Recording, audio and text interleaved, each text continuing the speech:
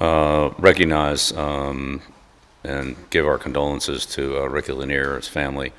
I've had a lot of history with him, but just following up on his passing, great high school player, student athlete, merit scholar, and so forth. Tremendous high school player, and then his career at North Carolina was also exemplary. And then, of course, he's gone on to be a great public servant and provide great leadership in the communities and in the different organizations he's been involved with. So sorry that this was a little more timely. I know it was like a week ago, but I want to make sure that we recognized him on behalf of the entire North Carolina football community here. Moving on to Virginia. This is really been an impressive string that they're on. They've won a couple of close games in overtime, close game against Washington State, played really well in some critical situations in games, and that's been the difference for them. Coach Elliott's done an excellent job with the program, and there's certainly some similarities to the Clemson system that he's from his time there that he's brought to Virginia, but they're kind of their own. They've developed that into their own Virginia package. I'm not saying it's Clemson, but there are some elements of the Clemson system, especially offensively. But Coach Kitchens, the offensive coordinator, and Coach Rosinski, the defensive coordinator, both have done an excellent job, and those guys are they're very sound. They don't turn the ball over, haven't fumbled all year, or haven't lost a fumble all year. Only had a couple of interceptions, so the ball security's been really good, and they've made the plays on the defensive side of the ball.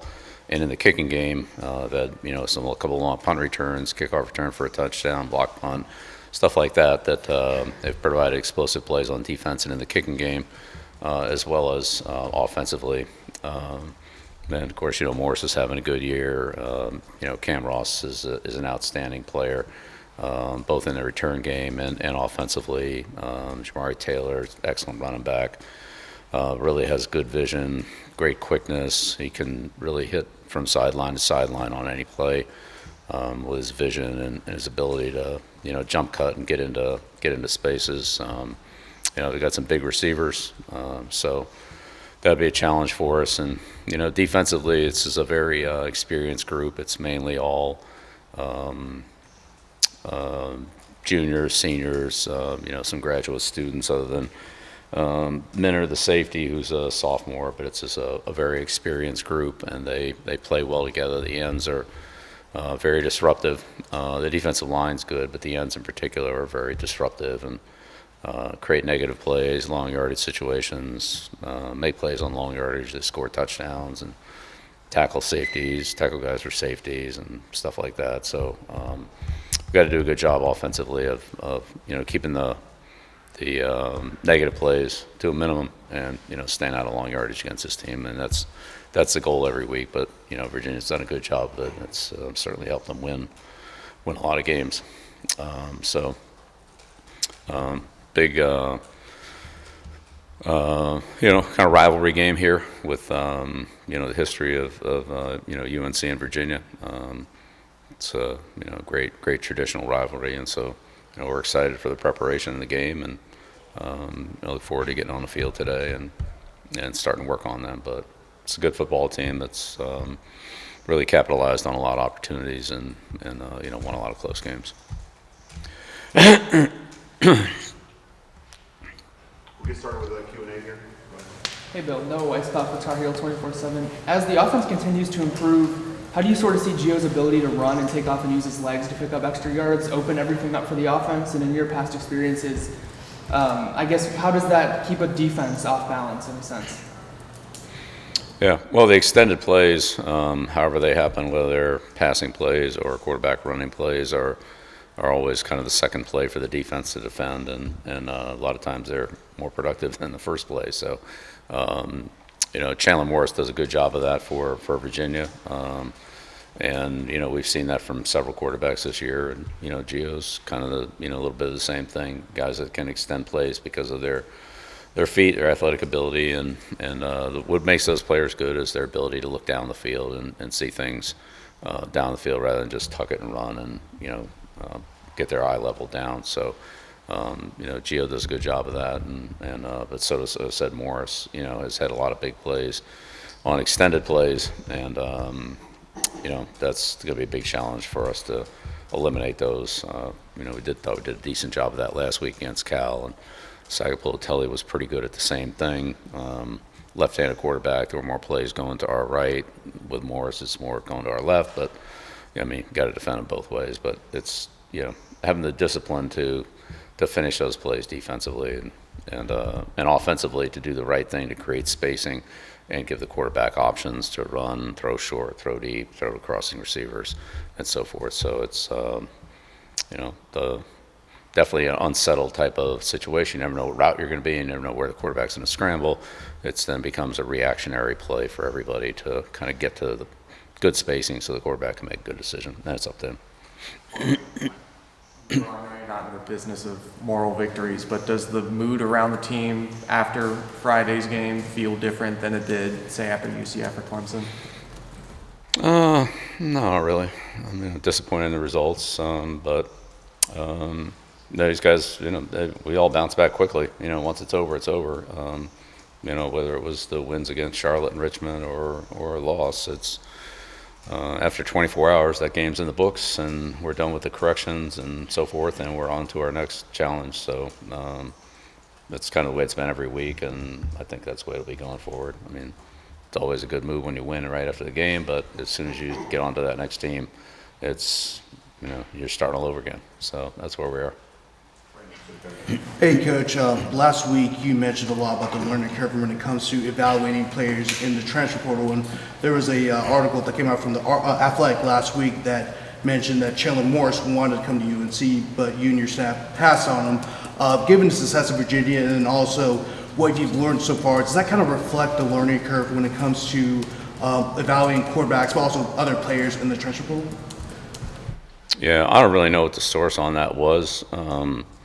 We didn't have any contact with Chandler Morris. We spoke to his agent. I don't really know what the source of that was. His agent didn't know anything about it. We didn't know anything about it. So, sounds like you're just making up stories. I don't know where that came from. Bill, Gio told us the other night that that's the healthiest he's been since, I guess, before the car accident. What were some of the discernible differences in what he was able to do Friday as being as healthiest as opposed to previously? I think that's kind of an internal thing with him. I would say from on the outside, he was a pretty tough kid, and whatever aches and he had, he wasn't showing them. He was a tough kid and played through them and didn't complain about them. So it's always good to hear, players say that they feel good and they're healthy, but I'd say he competed well for all the time he's been here and been out on the field. And the fact that, he personally feels better is it's a good thing, but I'd say he played through whatever he had pretty well. Staying on that, he moved the chains a little bit more than he had previously. What were some of the things that you liked that he did the other night that are signs of progress?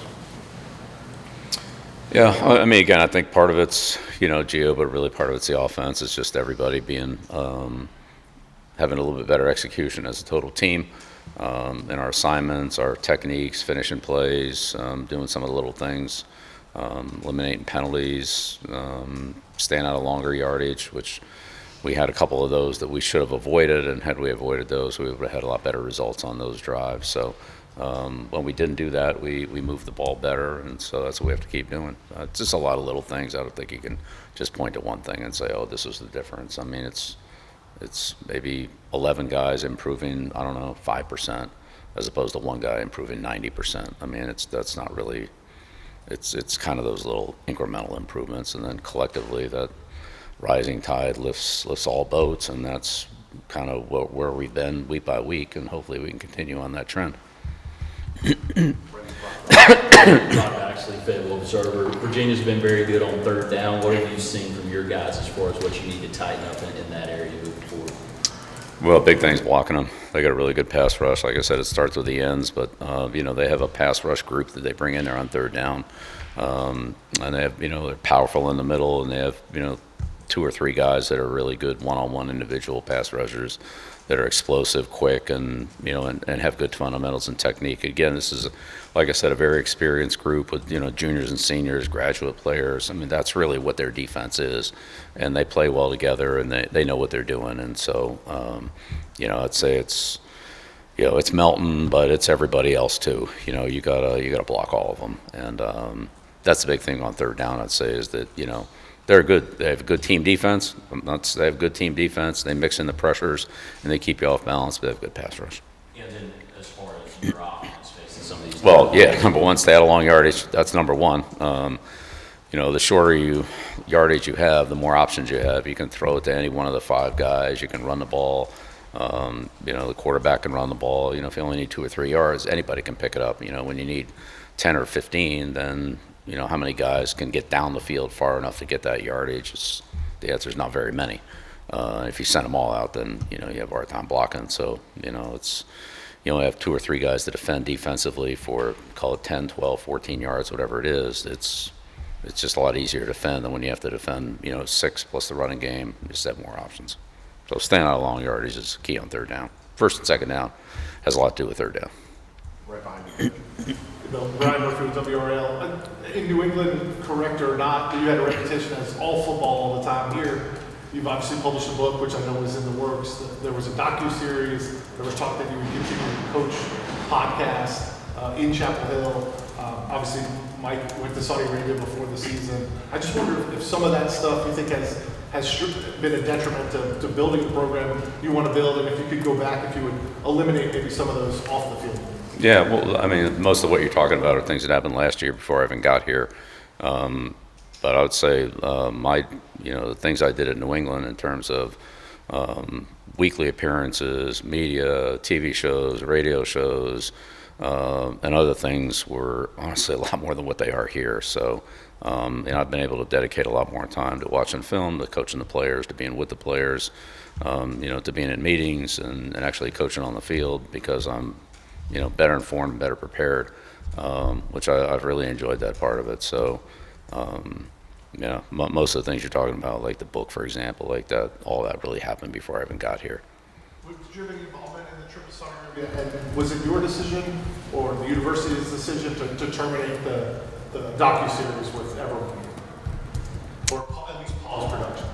Yeah, it's paused. It's not terminated, and the university's released a statement on Saudi Arabia, so I don't have anything to add to that. For everyone to want that.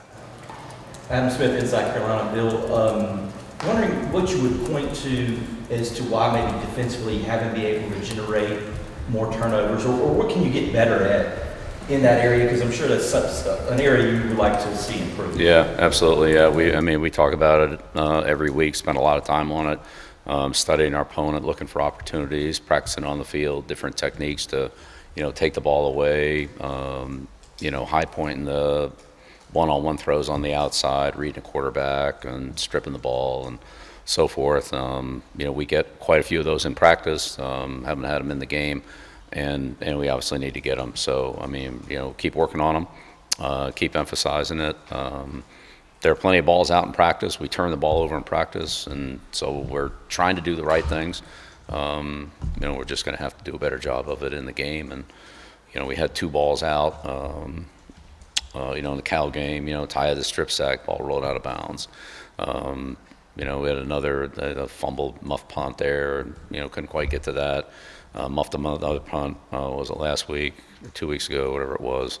We couldn't quite get. So we're, you don't get them. It doesn't matter. It's just a foul ball. But I'm with you. We're on it, and we're doing everything we can to try to get them, and we need to get them. And we need to get them. Right next to you. Yeah, Bill. The other day, you saw obviously Oda Peso get 100 yards. Benjamin Hall was kind of moving around, things like that. Of course, those guys hadn't gotten, I guess, that level of production, let's say, in those previous 5 games.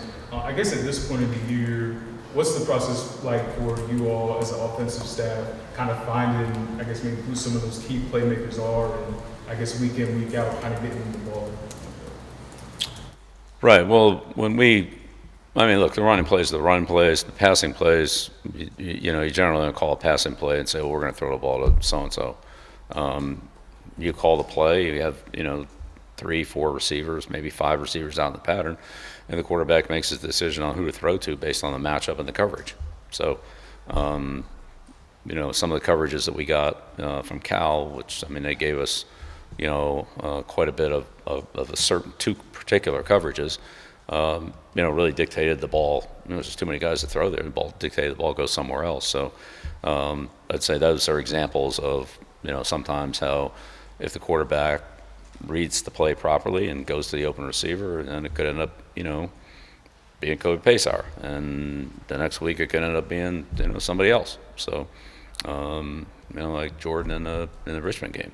So it's, again, if it's a screen, then, we know who we're throwing the ball to, right? That's one thing. But on most pass plays, there are, 2 or 3 primary receivers, and then the quarterback has 2 or 3 outlets based on if those players are covered in zone coverage. If it's man coverage, he's going to go to the best matchup. And so it's really important for all the receivers to work hard to get open and let the quarterback decide where to go based on, what the coverage, tells him to do. Just to go off that as well, obviously you mentioned it from a play-by-play standpoint, it's just some guy has the opportunity and other guys don't. I guess when it comes to, practice or even just seeing it in games, like, do you find that any particular skill position guy kind of emerges that maybe like the top guy of the group, so to speak? And I guess going off of that, like, how do you kind of, I guess, allot them, certain, opportunities, as far as snaps and everything? Yeah, well, yeah, absolutely. I mean, if you have a player that's a dominant player that can win almost every matchup, and then, you try to get that player to make sure you have opportunities so the defense can't take him away and so forth. I'd say at this point, nobody's really emerged. We're balanced. We've had production from all the positions, including the quarterback position, multiple running backs, multiple receivers, and our tight ends have given us some production. I'd say there's a couple of cases where we've had players open and either missed them or didn't see them. It was just 2 weeks in a row, really, where we've had a receiver behind the defense, and we end up throwing the ball out of bounds and just can't quite connect on what would have been, 2 explosive plays, to Green and to Clower last week. So we're seeing it. We're just, a little bit away from it being an explosive play. And again, it just ends up being, a foul ball. So those are the kind of plays where you just don't know exactly where the ball is going to go until the defense unfolds, and then hopefully make the right decision and can execute it a little bit better. So I think if there's a point where, we have players who are, consistently highly productive, and we feel like, we've got to get them the ball in situations that the defense is trying to take them away, then, you kind of game plan it a little bit differently. So you have a guy like, Gronkowski, is going to get a lot of double coverage and that type of thing. You try to find a way to, put him in a position where, you're able to get him the ball. But again, I'd say to this point, we haven't had enough production from anybody consistently that I don't think any defense is playing us that way. I haven't seen us get played that way yet. Right, third row, Aaron. Aaron Beard, the AP. Where do things stand with Armand Hawkins, and do you have any update on him? Yeah, he's back, and the university cleared him. They did their they went through their process with him, and he's back. Yes.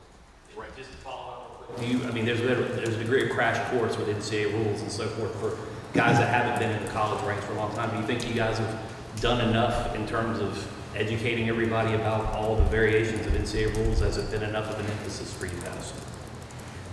Yeah. Well, in his case, he's been in college football his whole life. But yes, we've all gone through the compliance courses, whether it be in recruiting, practices, time management, the hourly requirements, and so forth. Yeah, that's all. We're in. I would say, if anything, I feel like maybe we spent too much time on it, to be honest with you. I mean, we've gone over and over and over it to make sure that we have it right, and every time we check it, I just want to triple check and make sure we're okay on this. Yes. But right now we're still, making sure that we're trying to do every single thing right. And so that's, I think that's the right thing to do. did something come up or will something come up? I mean, I'm sure it probably will. It does in every program, but we're certainly not trying to in any way not take advantage of our compliance people and the people who have more experience with some of the, let's say, subtler, rules or restrictions. We got time for 3 more right here and then 2 over here on the left. John Downing from ANC 11. Just following up on a question that was asked earlier related to kind of the Saudi stuff. Did you happen to know who the Saudi fan was that funded that trip? Because they said, the university said that person was a fan of yours. The university said, The Saudi person who funded the trip they said they were a fan of yours.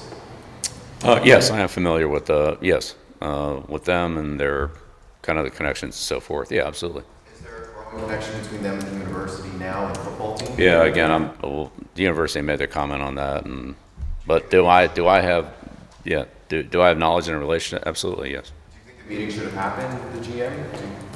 How do you feel about that meeting that happened?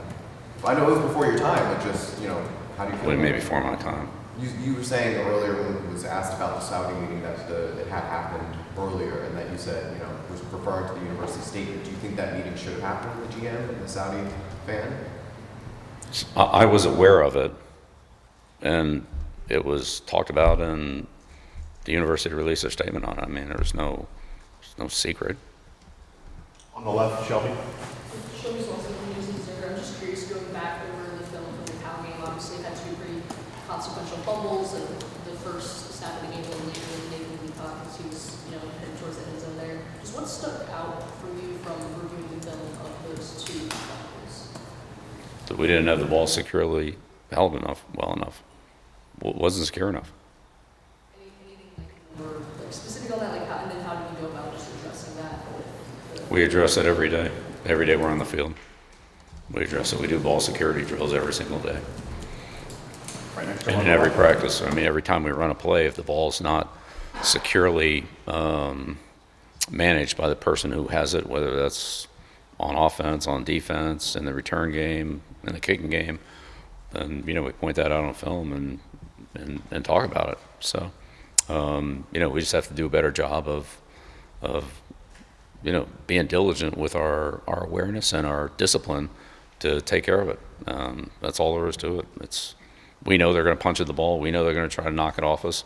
We're going to try to do the same thing to them. We got to do a better job of securing it. I mean, that's the first rule of football is take care of the ball. And if we can't take care of it, then it's going to be hard to give it to that person. Last one on the left.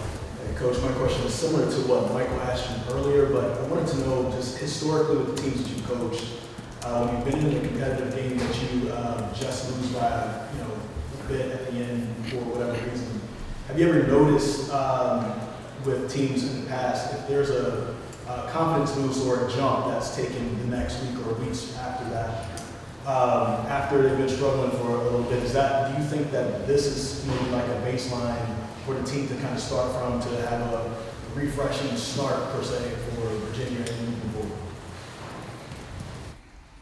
forward? Again, I think every week's its own week. So I don't really think there's a whole lot of carryover, to be honest with you. You spend all week in preparation, you spend all week filling up your tank, you go out on the field and you empty it. Whether you're a player or a coach, you put everything you have into that game, that preparation. And whatever the results are, they are. You come back, you look at what happened, good and bad, talk about the corrections, talk about things you did well, how to do some things better, how to keep doing the things you did well more frequently. Then you turn the page and go to the next chapter and start to fill the tank back up again. And if you don't fill it back up again, then whatever happened the last week, if it was good, isn't going to last long. And, we've seen, so many close games in the ACC, overtime games, last-minute plays, last play of the game, last possessions, all that. That's kind of what this conference is. And if you don't go back and start to prepare and start all over again, then you're not going to be ready for the next game. So once it's time to move on, it's time to move on and get ready for the next opponent. Thanks, everybody. All right. Thank you.